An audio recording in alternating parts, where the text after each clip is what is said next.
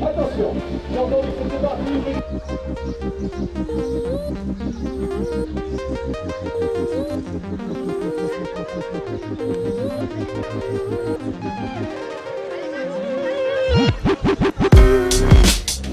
42,195 km, voilà donc le défi un peu fou de ces 3100 coureurs. Certains sont là pour le chrono, d'autres pour un défi avant tout personnel. C'est le cas de Géraldine. À 41 ans, elle a décidé de courir son premier marathon. C'est une idée qui mûrit, ça se fait naturellement, on va dire. En fait, à force de faire des petites courses, des 10 km, des 12 km, des 15 km. Il y a 2 ans, j'ai fait le semi-marathon d'Annecy. Et donc, naturellement, on se dit, bon, si je faisais pas un peu plus. Donc voilà, inscription cette année au marathon. À la base, je veux finir le marathon. Être finisher, c'est le rêve de chacun, je pense, dès qu'on s'inscrit. Donc à la base, il y a l'envie de finir, c'est sûr. Finir avec le sourire, c'est encore mieux. Mais par contre, le temps, oui, je me suis donné un temps indicatif. Après, c'est vrai que je préfère finir en 5 heures bien plutôt que d'essayer mon 4h30 et de finir moins bien. C'est un beau défi dans la vie d'un coureur et puis c'est quand même un objectif. Arriver à courir 42 km 195, je pense que c'est quand même, quand on court depuis 10 ans, personnellement je cours depuis 10 ans, c'est une belle satisfaction que de pouvoir dire, je pense qu'on a fait un marathon. Est-ce qu'il faut être un peu fou pour faire un marathon, 42 km? Alors ceux qui courent pas me traitent de folle, c'est sûr. Ceux qui courent me traiteront pas de folle, vont comprendre. Parce que non, c'est un beau défi, c'est un défi qu'on lance à soi-même. Et je pense que oui, quand on dit 42 km pour le corps, c'est fou. Par contre, quand l'esprit prend le dessus sur le corps et que les deux se combinent et qu'ils font bon ménage et qu'on arrive à un bon duo, je pense pas que ça soit une folie. Folie ou pas, le top départ est lancé pour tous ces coureurs et pour Géraldine, au moins 4h30 d'effort. C'est parti. Allez, je sais pas si c'est vraiment le top départ, j'ai pas mis le chrono. Bon, ça va le faire.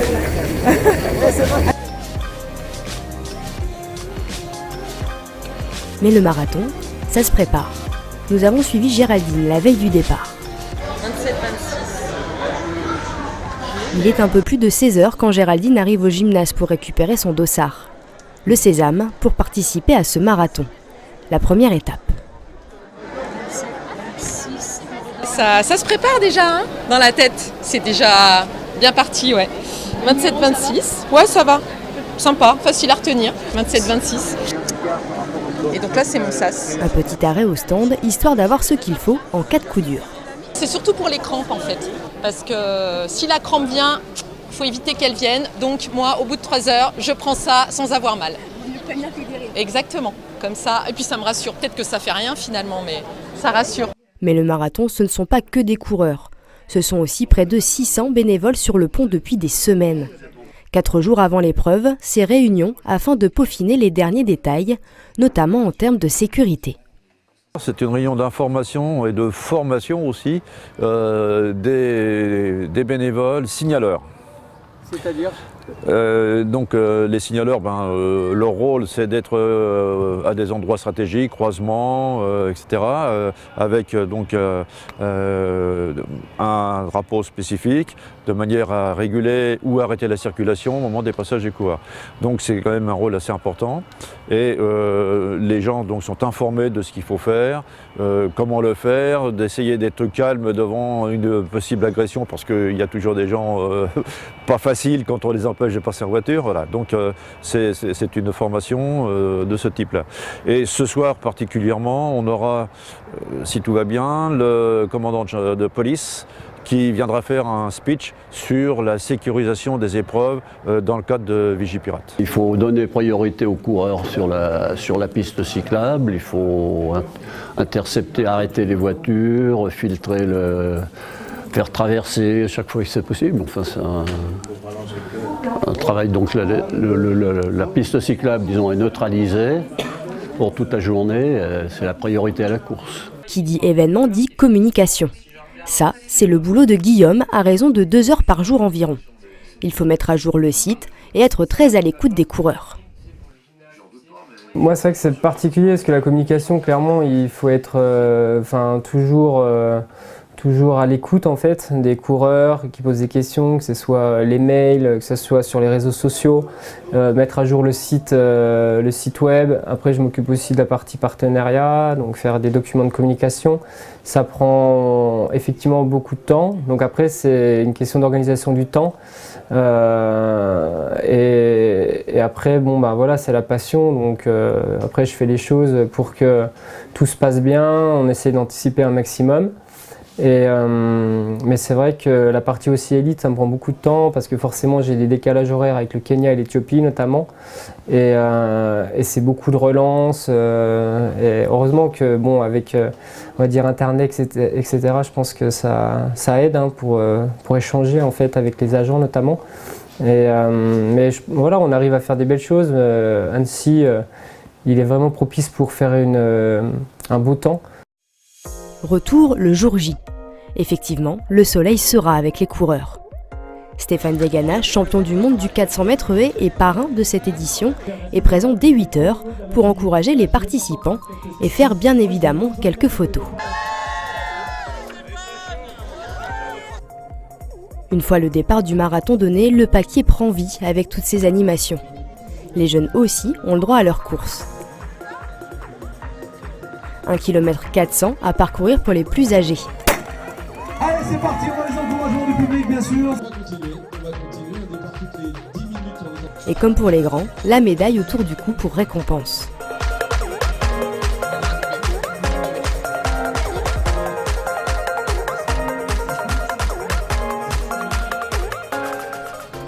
Mais qui dit course dit ravitaillement. Il faut remplir les sacs de nourriture et surtout... On est en train de préparer des capsules et des bouteilles pour les compétiteurs, pour les participants. Mais ça dure depuis hier après-midi déjà. On a déjà préparé tous les sacs. Vous savez combien vous avez décapsulé de bouteilles? Non, mais je sais qu'on a préparé à peu près 9700 sacs de ravitaillement. Donc les bouteilles, ça doit être la même chose.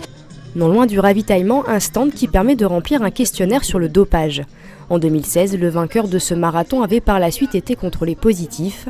L'occasion donc de marteler un message. C'est très important de les sensibiliser tôt, c'est pour ça que sur la Haute-Savoie, avec le centre, on fait des interventions auprès des collèges qui ont des élèves en sport-études, en 4e et 3e, pour leur expliquer ça, pour les sensibiliser à ça. On a déjà eu des jeunes qui se sont trouvés dans des équipes nationales et qui ont arrêté parce que en arrivant là-bas, on leur avait proposé des produits et on les avait un peu sensibilisés à ça et ils se sont dit non, faut pas quoi. Et donc à nous de leur expliquer par les inconvénients du dopage, leur expliquer qu'ils mettent leur santé en danger. Immédiatement avec certains produits, parce qu'il y a des produits qui vont vous entraîner des ruptures tendineuses, des choses comme ça, des déchirures musculaires, donc on leur explique ça arrive tout de suite. Mais par contre, dans 20 ans, quand il y aura le cancer qui arrivera, ça sera trop tard de se dire j'aurais pas dû me doper, quoi. Donc on essaye de les sensibiliser, c'est pas toujours facile. Autre sensibilisation sur le stand d'Ella. Cette association lutte contre les leucodystrophies. Maquillage, vente de t-shirts, les bénéfices permettront de faire avancer la recherche. Mais aujourd'hui, c'est un message qu'elle vient porter durant le marathon, un événement sportif et surtout solidaire. Pour l'association Ella, c'est important d'avoir des sportifs à nos côtés. Il y en a beaucoup aujourd'hui ici sur le paquet, beaucoup de sportifs. Et puis nous-mêmes, parents, nous faisons beaucoup de sport, donc on se sent bien ici. Et puis on a envie aussi d'associer les enfants malades qui ne peuvent pas courir et de leur donner à voir qu'il y a des possibilités que ça s'améliore. La course des jeunes attire 1000 enfants à peu près qui viennent courir sur le paquet. Il faut savoir que Ella est une association représentée dans les écoles par une opération qui s'appelle Mets tes baskets et bats la maladie. Donc aujourd'hui, c'était naturel que les enfants continuent à mettre leurs baskets pour faire reculer cette maladie et faire avancer l'association.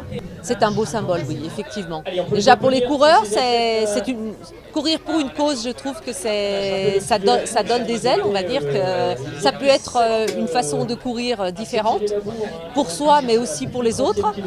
Et que les enfants viennent nous voir, viennent sur le stand et là, viennent se faire maquiller, viennent poser des questions. C'est important, ce sera des adultes demain.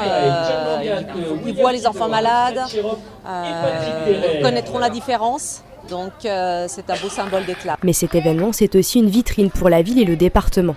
Il fait partie des 10 grands marathons français et l'un des plus convoités par son cadre. Il attire 10 000 coureurs entre le marathon, le semi et la course des jeunes.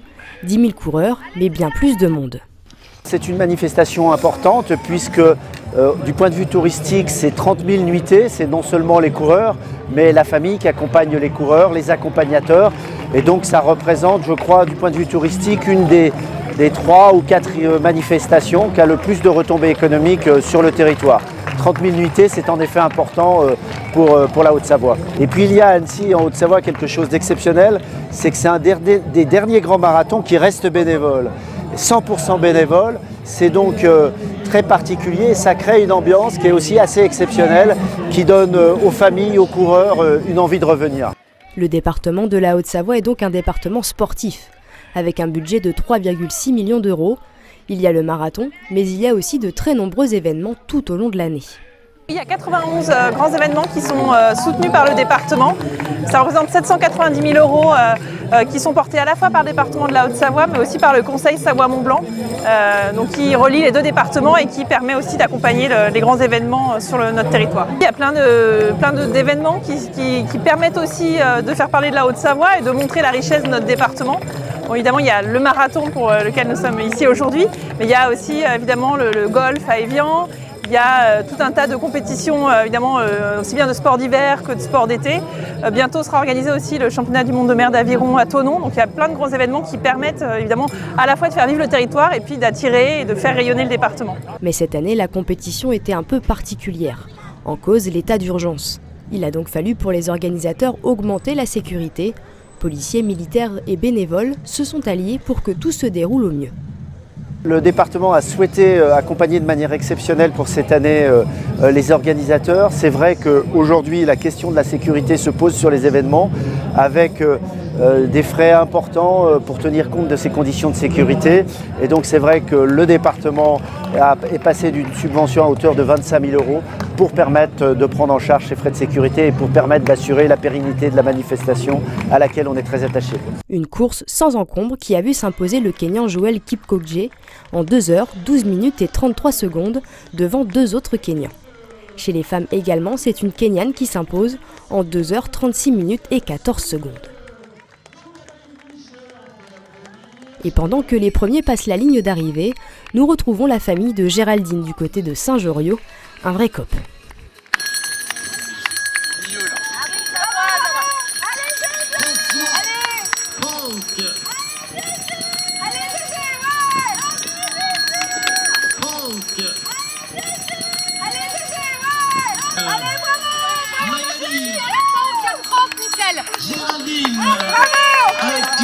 On peut que avoir j'ai pas les mots qui juste à ça, mais en tout cas. Vous êtes un peu ému là Un petit peu, oui, ça fait plaisir. C'est dépasser ses limites, c'est prouver sa capacité, c'est vérifier sa ténacité face à des entraînements réguliers. Tout au long de ces 42 km, des ravitaillements sont installés pour permettre aux coureurs de s'hydrater. Une véritable marée humaine qui défile au bord du lac.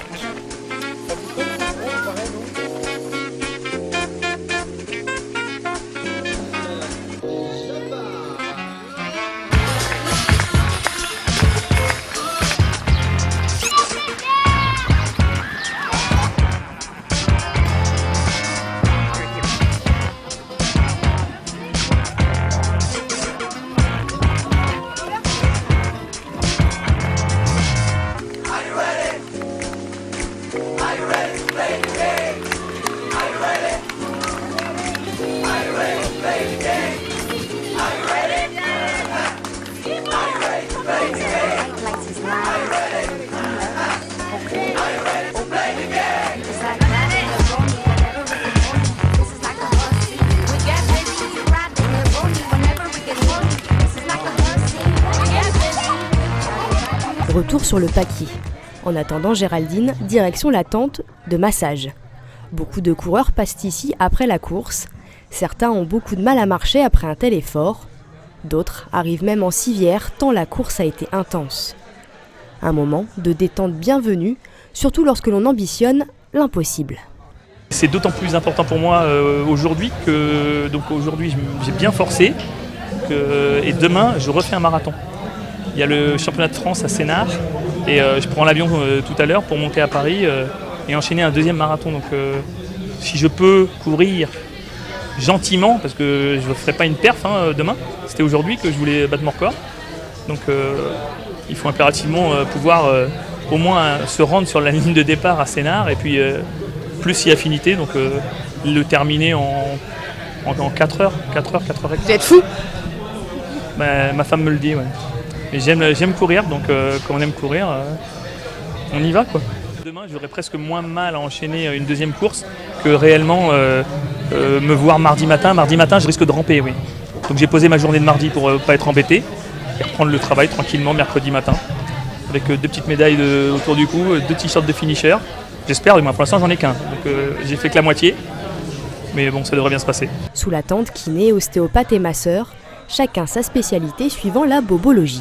Je suis en train de le masser, donc pour qu'il récupère de sa course, donc comme il vient de vous le dire, il a un marathon demain, donc du coup on essaye de minimiser au maximum les douleurs qu'il pourra avoir demain, même si ça va pas être évident, je vous le cache pas, on va peut-être pas faire des miracles.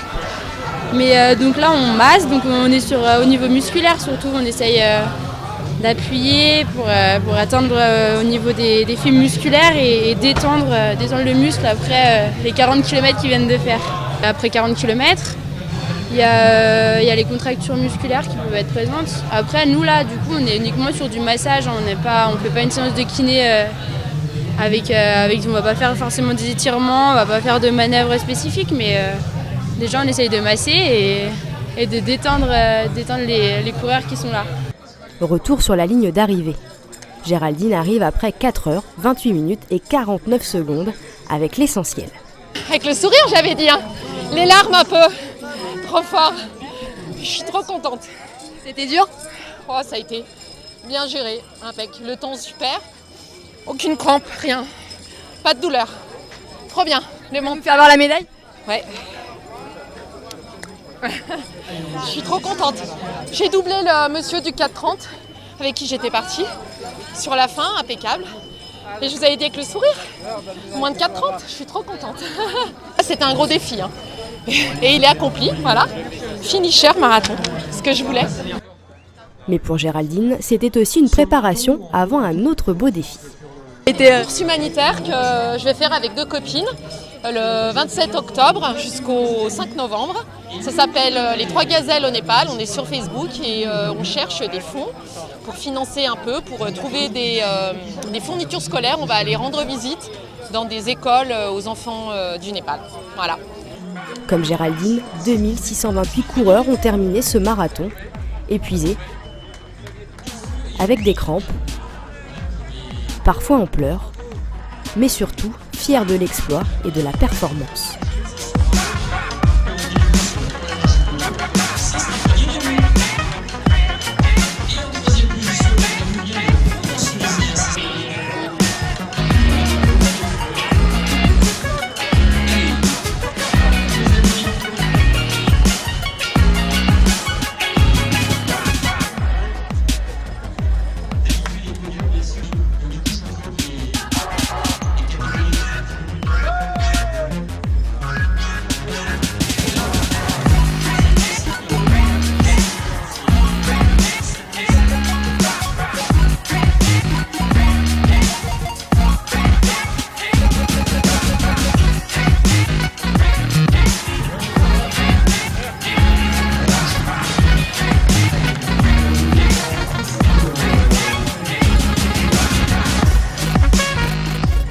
Chacun repart avec une médaille autour du cou. Elle vaut toutes les médailles d'or du monde pour tous ces finishers, comme on les appelle. Des gens souvent un peu fous. Et ça, c'est eux qui le disent. Bye bye. Bravo madame. Super.